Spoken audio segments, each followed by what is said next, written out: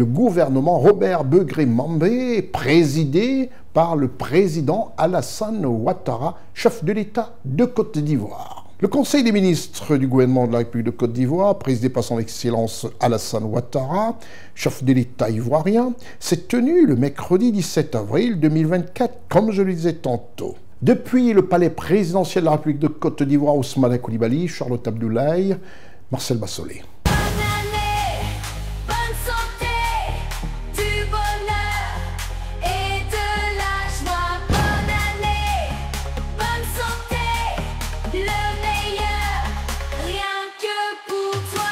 Le Conseil des ministres du 17 avril 2024 s'est tenu à la présidence de la République de Côte d'Ivoire à Abidjan, en présence de son Excellence Alassane Ouattara, chef de l'État de Côte d'Ivoire. Ce Conseil des ministres d'1h30 d'horloge s'est focalisé sur 12 mesures générales, composées de 3 projets de loi et ordonnances et de 9 projets de décrets, des mesures individuelles et de 3 communications. Le Conseil des ministres a adopté 3 projets de loi dans le cadre des mesures générales. Au titre du ministère de la Justice et des Droits de l'Homme, le Conseil a adopté un projet de loi portant création du registre des bénéficiaires effectifs, des personnes morales et des constructions juridiques. Ce projet de loi répond à une exigence majeure de la lutte contre le blanchiment de capitaux et le financement du terrorisme. Il met en place un dispositif d'identification minutieuse des partenaires d'affaires et surtout des personnes qui, en dernier lieu, exercent un contrôle effectif sur les personnes morales, connues sous la dénomination de bénéficiaires effectifs. À cet effet, ce projet de loi prévoit, au greffe de chaque tribunal de l'ordre judiciaire, un registre des bénéficiaires des personnes morales inscrites au sein de la circonscription couverte par la juridiction.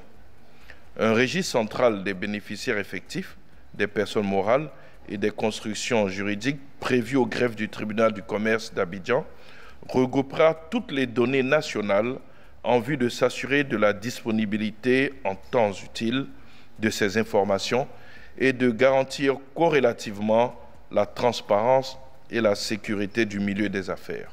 Des projets de décret au titre du ministère des Mines, du Pétrole et de l'Énergie, en liaison avec le ministère des Finances et du Budget, ainsi qu'au titre du ministère des Finances et du Budget, en liaison avec le ministère des Mines, du Pétrole et de l'Énergie.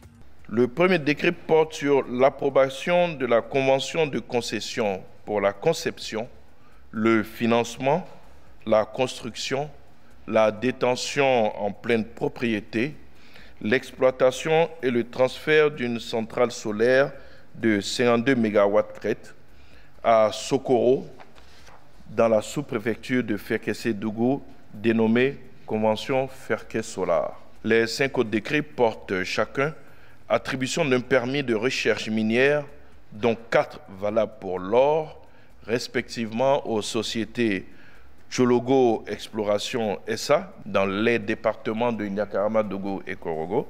Le 6e décret adopté par le Conseil au titre du même ministère est quant à lui relatif à l'attribution d'un permis de recherche valable pour l'ilménite, le rutile, le zircon, la silimanite, ce sont des métaux rares, à la société Silo Minéral Côte d'Ivoire, dans les départements de San Pedro et de Tabou. Le Conseil des ministres a aussi statué sur les mesures individuelles au titre du Premier ministre, chef du gouvernement, ainsi qu'au titre des ministères des Affaires étrangères, de l'intégration africaine et des Ivoiriens de l'extérieur. Le Conseil a adopté une communication relative au compte-rendu des délibérations du comité chargé de l'examen des projets de nomination et des projets d'organigramme des départements ministériels qui s'est tenu le 4 mars et le 12 avril 2024. Ainsi, sur proposition du ministre des Finances et du Budget, en liaison avec les ministères techniques concernés, sont nommés en qualité de directeur des affaires financières dans les départements ministériels énumérés ci-après. Ministère des Mines, du Pétrole et de l'Énergie, M. Doucouré Lassiné. Ministère des Affaires étrangères, de l'intégration africaine et des Ivoiriens de l'extérieur, M. Nguessan Kwaku Hippolyte. Ministère de la Transition numérique et de la digitalisation, M. Aka Kwasi Alexis. Ministère délégué auprès du ministère des Affaires étrangères, de l'intégration africaine et des Ivoiriens de l'extérieur, chargé de l'intégration africaine et des Ivoiriens de l'extérieur, M. Dro Dosso. Ministère délégué auprès du Premier ministre, ministère des Sports et du cadre de vie, chargé des Sports et du cadre de vie, M. Koulibaly Kassoum. En outre, sur proposition du ministre des Finances et du Budget, est nommé M. Cissé Abdul-Kader en qualité de comptable général à la Direction générale du Trésor et de la comptabilité publique. Enfin, s'agissant des communications, au titre du ministère des Mines, du Pétrole, de l'Énergie, au titre du ministère des Finances et du Budget, en liaison avec le ministère des Affaires étrangères, de l'intégration africaine et des Ivoiriens de l'extérieur. Au titre du ministère des Mines, du Pétrole et de l'Énergie, le Conseil a adopté une communication relative à l'institutionnalisation du Salon international des ressources extractives et énergétiques, le CIREX, et à l'organisation de l'édition 2024. Au titre du ministère des Finances et du Budget, en liaison avec les ministères concernés, le Conseil a adopté une communication relative à l'adhésion de la Côte d'Ivoire à la Banque européenne pour la reconstruction et le développement, la BERD, qui a décidé depuis fin 2023 d'étendre ses opérations en Afrique subsaharienne.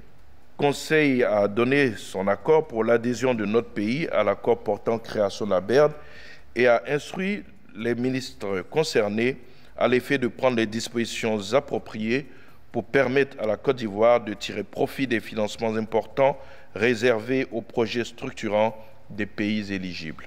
Au titre du ministère délégué auprès du ministère des Affaires étrangères, de l'intégration africaine et des Ivoiriens de l'extérieur, chargé de l'intégration africaine et des Ivoiriens de l'extérieur. Au titre du ministère délégué auprès du ministère des Affaires étrangères, de l'intégration africaine et des Ivoiriens de l'extérieur, chargé de l'intégration africaine et des Ivoiriens de l'extérieur, en liaison avec le ministère des Affaires étrangères, de l'intégration africaine et des Ivoiriens de l'extérieur, le Conseil a adopté une communication relative à la participation de la Côte d'Ivoire à la cérémonie d'investiture du nouveau président de la République du Sénégal. Une délégation de haut niveau, conduite par le vice-président de la République de Côte d'Ivoire, a pris part à la cérémonie d'investiture du nouveau président sénégalais, son Excellence M. Bassirou Diomaye Faye, tenue le 2 avril 2024 à Diamniadio, au Sénégal.